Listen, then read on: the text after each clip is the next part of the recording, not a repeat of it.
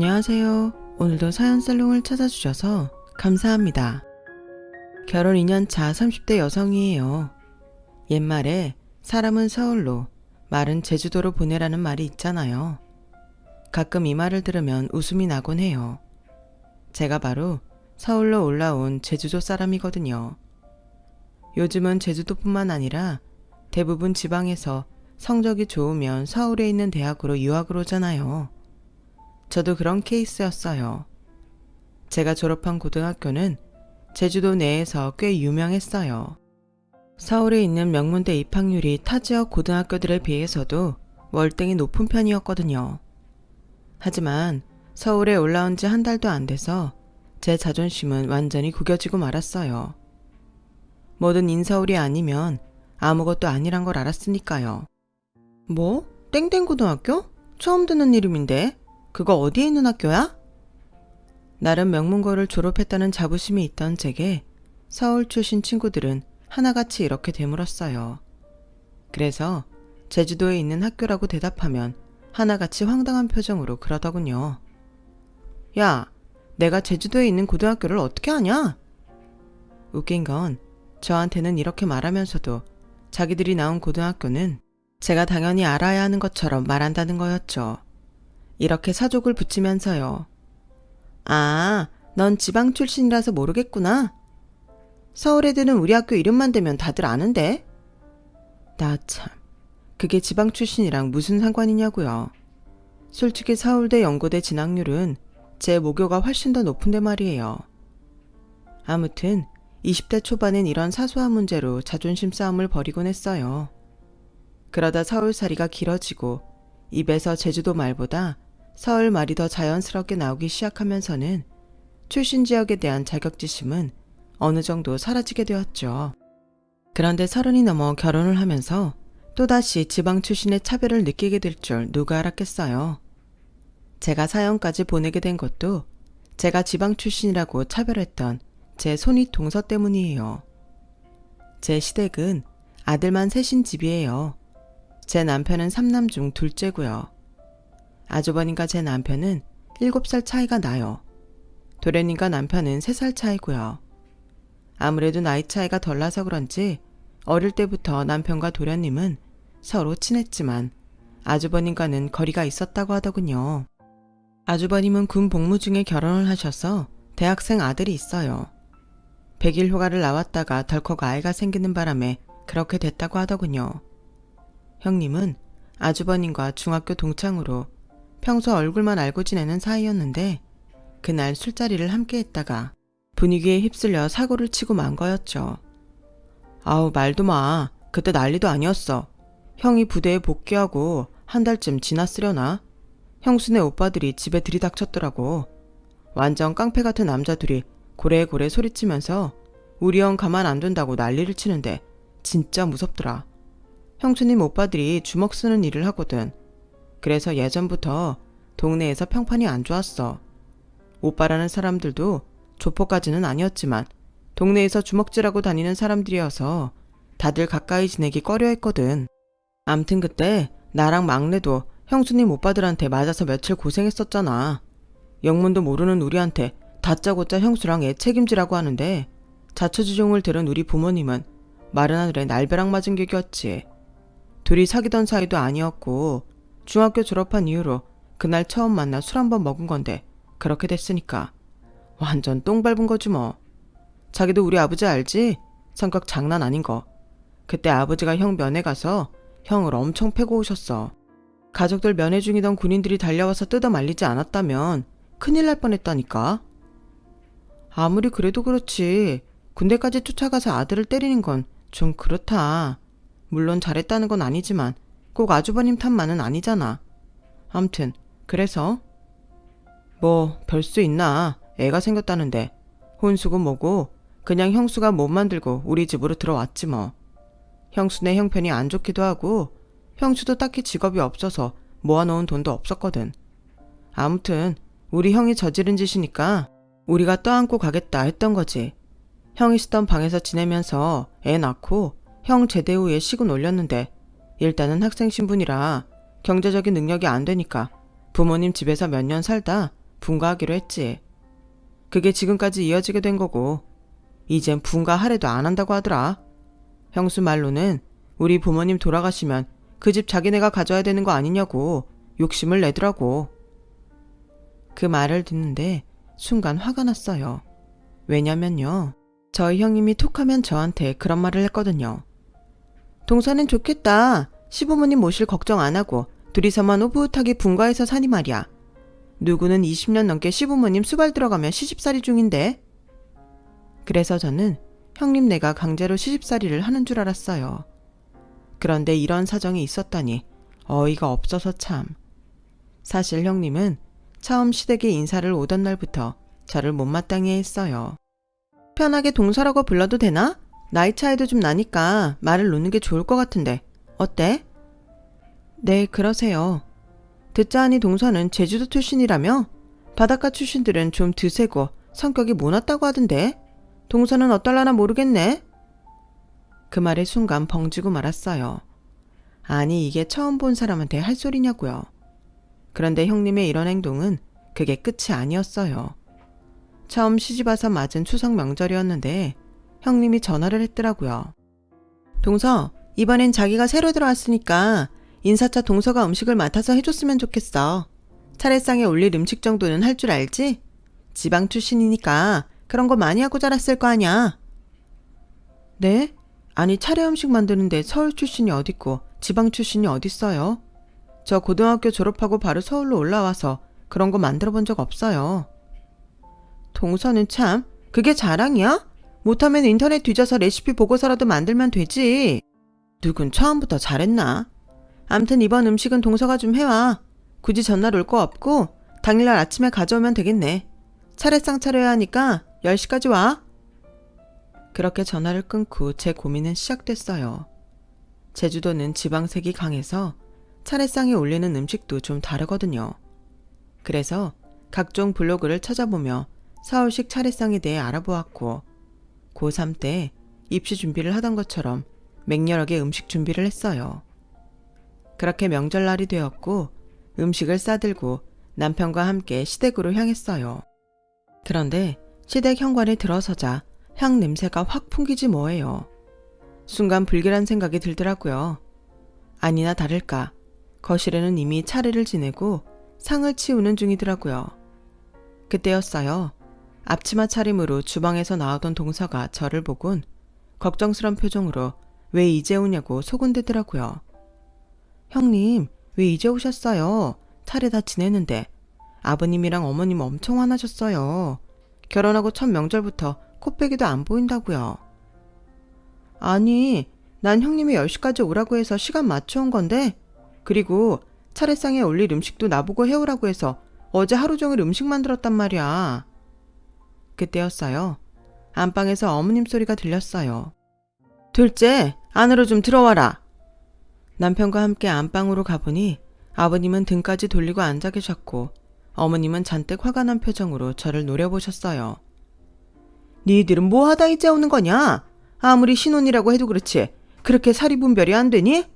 그리고 둘째야, 너한테 참 실망이다. 큰애랑 막내는 전날부터 음식하느라 고생인데 넌 어쩜 전화도 안 받고 코빼기도 안 보이니? 넌 큰동서랑 막내동서 보기 미안하지도 않니? 어머니, 그게 아니고요. 전 분명히 형님이 10시까지 오라고 해서 그런 줄 알았어요. 그리고 음식도 저보고 해오라 그래서 어제 하루 종일 집에서 음식 만들었다고요. 그런데 저한테 전화를 하셨다고요? 제 통화 목록에는 없던데요. 무슨 소리냐? 큰애가 10번도 더 전화 왔다던데. 그제야 어머님은 뭔가 이상한 낌새를 차리셨는지 저희가 싸운 차례 음식들을 보시곤 형님을 불렀어요. 그런데 이게 웬걸? 세상 억울한 표정을 지으면서 쇼를 하지 뭐예요. 어머, 동서 지금 무슨 소리라는 거야? 그럼 내가 동서한테 거짓말이라도 했단 소리야? 어머나 세상에. 내가 분명히 며칠 전에 전화해서 그랬잖아. 명절 음식 해야 하니까 전날에 미리 와서 같이 장보고 음식하자고. 그때는 알겠다고 대답해놓고선 전화해도 받지도 않고 이렇게 사람 뒤통수를 쳐? 어머님, 저 정말 억울해요. 제가 뭐하러 동서한테 그런 거짓말을 해요? 만약 했다 쳐도 그랬다면 제가 미쳤다고 힘든데 하루 종일 차례 음식을 만들고 있었겠어요. 동서가 해온 음식 쓰고 말지.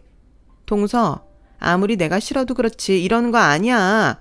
내가 속을 뒤집어 볼 수도 없고 억울해서 정말. 당한 저보다 오히려 더 억울해하는 형님을 보니 기가 차고 말문이 막혔어요. 결국 그날 제가 만들어간 음식은 고스란히 다시 저희 집으로 가져오게 되었고 그 일로 저는 시부모님께 단단히 찍히게 되었어요. 도대체 형님이 저한테 왜 이런 짓을 했는지 알 길이 없어서 답답하기만 했는데 동서가 살짝 힌트를 주더라고요. 작은 형님, 혹시 시집 올 때 큰형님한테 예단해 주셨어요? 형님 예단? 했지. 안 그래도 우리 그이가 형님 거는 신경 써서 해주라고 하더라고. 그래서 동서한텐 딸랑 스카프 한 장 해준 거 미안하긴 하지만 형님한텐 큰맘 먹고 명품백 해드렸어. 그런데 그건 왜? 아니요. 제가 드린 거랑은 좀 다른 얘기라서 제가 잘못 알았나 봐요. 동서 표정이 이상해져서 재차 무슨 일이냐고 물었지만 동서는 괜히 중간에 끼기 싫다며 말을 아꼈어요. 사실 제가 시집 올 때 형님 예단에 신경을 쓴 데는 다른 이유가 있었어요. 저희 형님이 학벌 콤플렉스도 있고 친정집에 문제가 좀 많아서 자격지심이 강한 편이라고 들었거든요. 오죽하면 남편이 고부간의 갈등보다 형님과의 갈등으로 힘들어할까봐 걱정된다고 했을 정도였으니까요. 아무튼 이런저런 이유로 형님 예단은 엄청 돈 들여 해줬는데 아무래도 그게 문제가 됐던 모양이에요. 그래서 하루는 형님과 따로 만나 예단 얘기를 꺼냈는데 끝까지 제 말을 듣지도 않고 말을 돌리더라고요. 형님, 혹시 제가 해드린 예단이 마음에 안 드셨어요? 제 딸은 형님한테 어울릴 것 같아서 준비했던 건데. 아, 그래? 동서는 내가 딱 그런 수준이라고 생각했구나. 알았어. 사람을 뭘로 보고. 기가 막혀서. 잘 풀어보려고 만난 자리는 오히려 형님 할을 돋우고 말았어요. 저도 한다고 하는데 자꾸 어긋나기만 하니 더는 노력하지 말아야겠다 싶더라고요. 사실 따지고 보면 당한 건 늘 저인데 계속 저 자세로 나가야 하는지도 의문이 들었거든요. 그렇게 몇 주가 지난 어느 날이었어요. 제 생일을 앞두고 남편이 뭔가 고민을 하는 것 같더라고요. 자기야, 이리 좀 와봐. 자기가 갖고 싶어 했던 보테가 베네타 가방 이거 맞지? 형수님 예단으로 사주면서 그랬잖아. 자기도 갖고 싶다고. 글쎄, 이게 당근에 나온 거 있지. 선물 받은 건데 쓰지도 않았대. 완전 새 건데 15만 원이면 완전 거저 아냐? 어머, 정말이네? 근데 이걸 15만 원에 내놓는 사람이 있겠어? 가짜 아니야? 가격을 보면 그렇긴 한데 포장 상태를 보면 가짜는 아닌 것 같은데. 일단 만나서 확인 좀 해볼까? 가짜라고 해도 15만 원이면 저렴하기도 하고. 남편은 일단 구매 의사를 밝혔고 만나서 제품 확인을 하고 돈을 건네기로 했어요. 그렇게 남편과 함께 약속 장소로 나왔는데 세상에 가방을 팔러 나온 사람이 다름 아닌 형님이지 뭐예요. 형님은 저랑 남편을 보자 얼굴이 하얗게 질려서는 어쩔 줄 몰라 했어요. 형님, 가방 파신다는 분이 형님이셨어요?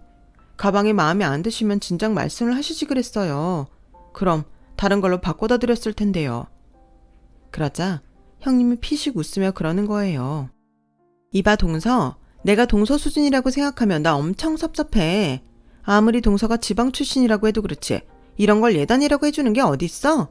난 또 도련님이 좋은 거 사주겠다고 하도 큰 소리 치길래 명품백은 하나 사주려나 했더니 이런 싸구려 가방을 예단이라고. 솔직히 도련님한테도 서운하네요. 남편과 저는 황당한 표정으로 서로 바라봤어요. 500만 원 가까이 주고 산 가방이 싸구려라고? 우리 부부는 그제야 알았어요. 형님이 이 브랜드를 모른다는 사실을요. 모르면 인터넷에 검색이라도 해보지. 지레짐작으로 싸구려 가방이라고 단정을 짓다니 참 어이없었어요. 그래서 이 가방 브랜드에 대해 설명해 주려고 하는데 남편이 저를 막더라고요. 그리곤 회사하게 웃으며 그러는 거예요. 네, 형수님 말씀이 맞네요. 형수님 수준을 저희가 잘 모르고 이딴 걸 사드렸네요. 암튼 마음에 안 드신다니 이 가방은 저희한테 파시고 형수님 예단은 다시 사드릴게요. 예단을 다시 해준다고 했더니 형님은 그제야 기분이 풀리는지 가방을 선뜻 내놓더라고요. 가방값은 됐어. 뭐 얼마나 한다고. 아닙니다 형수님. 거래는 확실히 해야죠. 15만 원 받으세요. 남편은 기어이 형님 손에 15만 원을 쥐어주고 저와 함께 집으로 돌아왔어요. 그리고는 인터넷에서 이름 있는 국산 브랜드 가방을 주문하더군요. 자기야, 이걸 예단으로 드리자고? 그러다 또 욕먹으면 어떡하라고. 당신은 모른 척해. 어차피 형수는 물건의 가치도 잘 모르는 사람이야. 그런 사람한테 비싼 거 주고 욕먹느니 그 사람 수준에 맞는 거 사주고 고맙다는 소리 듣는 게 나아.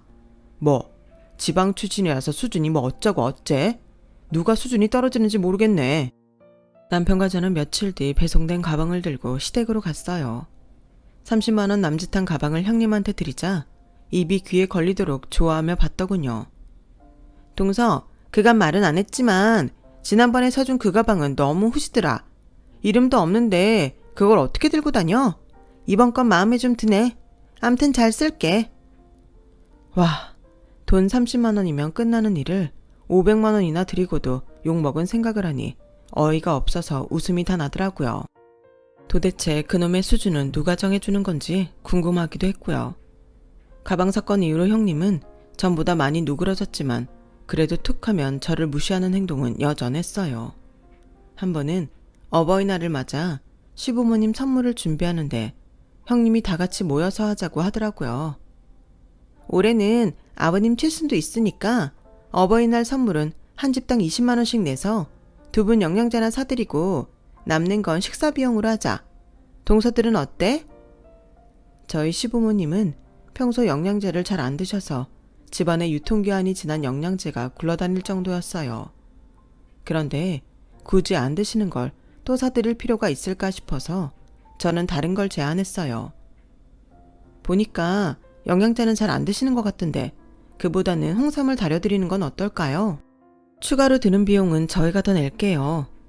그랬더니 형님이 버럭 소리를 지르는 거예요. 진짜 웃긴다 동서. 누가 지방 출신 아니랄까봐 촌스럽게 홍삼? 요즘 영양제가 얼마나 잘 나오는지 동서가 알아? 무식한 사람들이 아직도 한약 타령하는 거라고. 진짜 수준 떨어져서 정말. 그리고 모자라는 돈은 동서네가 내겠다고? 동서 그렇게 돈 잘 벌어?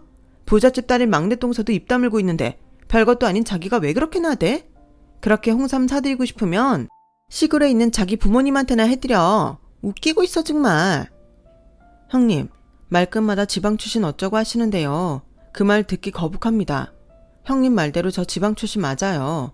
하지만 지금 이 상황에 지방 출신이라는 이유로 비하 발언을 들어야 할 이유는 없다고 생각해요. 그리고 한약이 왜 무식한 사람들의 전유물인 것처럼 말씀하시죠?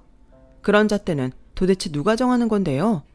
가만 보면 형님은 본인이 잘 모르는 거나 싫어하는 건 다 폄하하고 무시하는데요. 형님이 그러시면 저도 형님을 손윗사람으로 대접해드리기 힘들어요. 그동안 참아왔던 형님에 대한 불만이 터져버리자 저도 더는 물러설 수만은 없더라고요. 그래서 작정하고 맞붙어 싸웠어요. 결국 어버이날 선물은 시어머니께 선택지를 드리고 고르시라고 했어요. 그러자 영양제? 이딴 건 사서 뭐하니? 안 먹고 집안에 굴러다니는 것만 해도 몇 갠데. 차라리 홍삼으로 해라. 나도 그렇고 네 시아버지도 홍삼이 몸에 잘 받는다. 안 그래도 기운 딸린다고 그러는데 잘 됐구나. 그렇게 어머님의 선택에 따라 선물은 홍삼으로 결정됐고 그 바람에 형님은 더더욱 저를 눈의 가시로 생각하게 되었어요. 며칠 뒤 형님은 제게 문자를 보냈더라고요. 홍삼 다리는데 총 17만 원 초과됐어. 동서가 낸다고 했으니까 내 계좌로 보내줘. 그렇게 말도 많고 탈도 많았던 어버이날 선물도 끝이 나고 이제 남은 건 시아버지 칠순잔치였어요. 아버님은 환갑잔치도 했는데 무슨 잔치를 또 하냐시며 조촐하게 가족끼리 밥이나 먹자고 하셨어요. 그러던 차에 저희 친정아버지가 시댁에 전화를 하셨더라고요. 칠순 때 따로 잔치 안 하실 거면 가족들과 함께 제주도에 오시라고요. 저희 친정에 빈 방도 많으니까 다들 와서 며칠 쉬다 가시라고 말이죠. 사돈지간이라 불편해서라도 거절하실 줄 알았는데 의외로 아버님이 흔쾌히 그러시겠다고 하시더라고요. 그래서 얼떨결에 온 가족이 칠순 여행을 떠나게 되었어요. 그랬더니 이번에도 형님이 한 소리를 하더라고요. 아, 난 시골집은 싫은데? 초떡 냄새 나고 벌레도 많고 굳이 거길 왜 가야 하는지 모르겠어. 동서, 우리 식구는 친정 말고 호텔 잡아서 지낼 테니까 그렇게 알아? 결국 형님네는 따로 호텔을 잡기로 하고 제주도로 아버님 칠순 여행을 떠나게 되었어요. 형님은 렌터카를 빌렸다며 자기네 가족들만 먼저 공항을 빠져나갔고 저희 부부와 나머지 일행은 저희 아빠가 보내주신 대형 버스를 타고 숙소를 향했어요. 저희 친정아빠가 호텔 사업을 하셔서 전망 좋고 넓은 고층 스위트룸을 몇 개 내어주셨거든요. 숙소에 짐을 풀고 저희 아빠 단골 횟집으로 향하려고 다시 로비에 모였는데 거기서 형님네 가족과 맞닥뜨렸지 뭐예요. 어머 동서, 여기까지 우리 따라온 거야? 왜? 친정집 상태가 엉망이라 아버님 어머님 모시게 좀 그랬어? 그러게 진작 우리처럼 호텔을 잡지 그랬어. 그때였죠. 호텔 매니저가 저희 아빠한테 달려와 머리를 조아리며 사장님이라고 부르자 형님 얼굴이 사색이 되어버렸어요. 형님은 모르셨구나. 이 호텔 저희 아빠 거예요. 저희 숙소도 이 호텔 스위트룸에 잡았고요. 형님이 가신다는 호텔이 여긴 줄 알았으면 형님네도 스위트룸으로 잡아드리는 건데 이거 어쩌죠? 성수기라 룸이 없어서. 뭐 그래도 일반 룸도 컨디션은 괜찮은 편이니까 며칠 지내시는데 불편함은 없을 거예요. 뭐? 이 호텔이 동선의 거라고? 그제야 상황 파악이 된 형님은 입을 쩍 벌린 채 아무 말도 하지 못했어요. 오히려 큰 소리를 친 건 아주버님이었어요. 당신이 하는 일이 항상 그렇지. 모르면 입 다물고 따라하긴 할 것이지. 잘난 척하고 나서선 안 써도 될 돈이나 쓰고 망신만 당하고 이게 뭐야. 성수기라서 호텔비만 얼마가 나왔는지 알아? 암튼 당신 말 들어서 되는 일이 하나도 없어. 내가 알고 그랬나? 난 그저 동서가 지방 출신이라니까 농사나 짓는 집 딸인 줄 알았지. 이런 호텔 사장 딸인지 어떻게 아냐고. 그리고 그러는 당신은 내가 호텔방 잡겠다고 했을 때 왜 반대 안 했어? 당신도 편한 호텔에서 지내고 싶었던 거잖아. 그래놓고 왜 내 탓만 해? 이 사람이 어디서 큰 소리야. 괜히 당신 말에 따랐겠어? 안 그랬다간 여행 내내 주둥이 대빨라선 재수 씨한테 시비 걸었을 텐데 그 꼴을 어떻게 봐. 내가 당신을 몰라? 자기보다 돈 있고 잘난 사람한테는 고개 팍 숙이고 발발 기면서 자기보다 못한 것 같으면 대장 노릇하려고 목 쥐고 흔드는 사람이잖아. 사람이 어떻게 나이를 먹어도 나아지는 게 없냐? 이러니까 살부대끼고 20년을 살아도 당신한테는 정이 안 가는 거라고. 그렇게 시작된 형님과 아주버님의 싸움은 여행 내내 이어졌어요. 물론 시부모님 앞에서는 싸울 수가 없었는지 밤마다 호텔방에서 말다툼을 했던 모양이에요. 조카가 저한테 찾아와서 부모님이 하도 싸워서 잠도 못 자겠다고 창고라도 좋으니 방 하나만 잡아달라고 사정을 하는 통에 그 사실을 알게 되었죠.